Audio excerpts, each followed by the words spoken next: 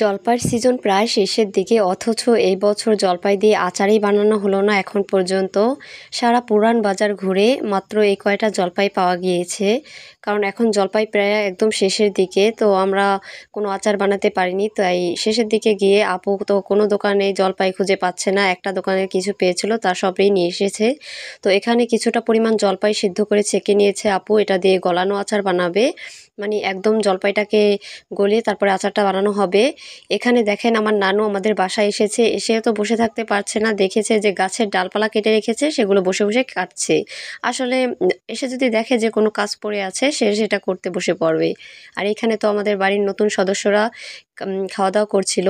এখান থেকে যেটা বড় হাঁস ছিল সেটাকে আমি ধরে নিয়েছি, কারণ এটাকে আজকে জবাই করা হবে। তো আমার দুইটা আম্মু এখানে বসে বসে দেখছিল যে হাঁসগুলো কি করছে, দেখে দেখে তো খুব আনন্দ করছে।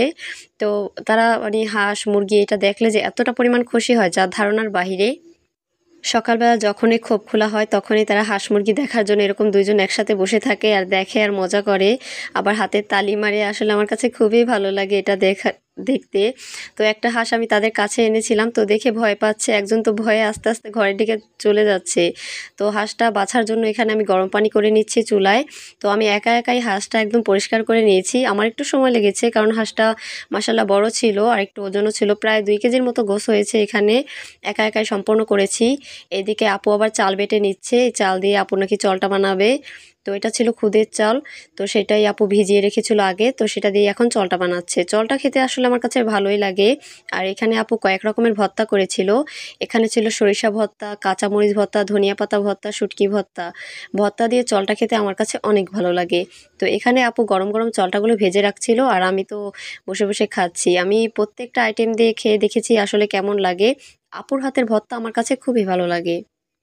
আপু মাঝে মাঝে এই চিতই পিঠা বানায়, সেগুলোর সাথে ভর্তা করে, আবার চলটা বানায়। এদিকে আবার এখানে 5 কেজি দুধ ছিল, এটা জাল করে নেওয়া হচ্ছে। দুলাভাই আবার এসেছে ছুটিতে, তো সে চলে যাওয়ারও সময় হয়ে গেছে, তার জন্য এটা জাল করে দিবিয়ে দিবে।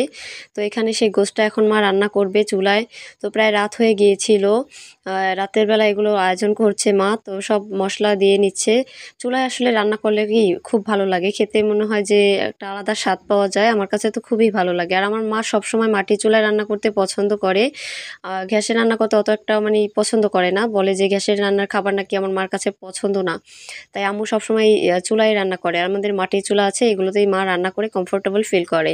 তো এখানে মশলাটা ভালোভাবে কষিয়ে সেই হাঁসের মাংসটা দেওয়া হয়ে গেল।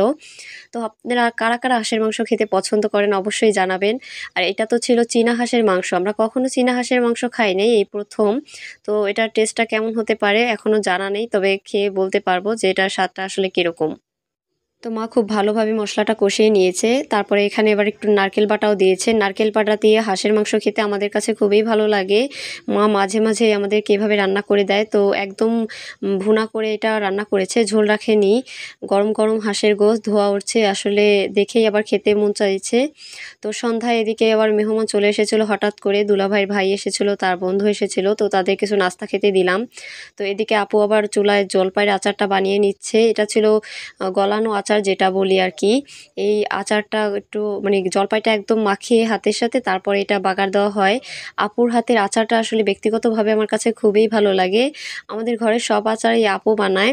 আপুর হাতের আচার আমরা অনেক পছন্দ করি। এবছর আসলে বানানো হয়নি তেমনভাবে, এই প্রথমেই এই বছরে জলপাইয়ের আচার বানানো হয়েছে। তো নামানোর আগে আপু এখানে একটু পাঁচফোড়নের গুঁড়া দিয়ে দিল, এটা দিলে আসলে ফ্লেভারটা খুবই ভালো লাগে। সারাদিনের কর্মব্যস্ততা নিয়ে এই ছিল আমার আজকের ভিডিও। সবাই ভালো থাকবেন, সুস্থ থাকবেন, দেখা হবে নেক্সট ভিডিওতে। আল্লাহ হাফেজ।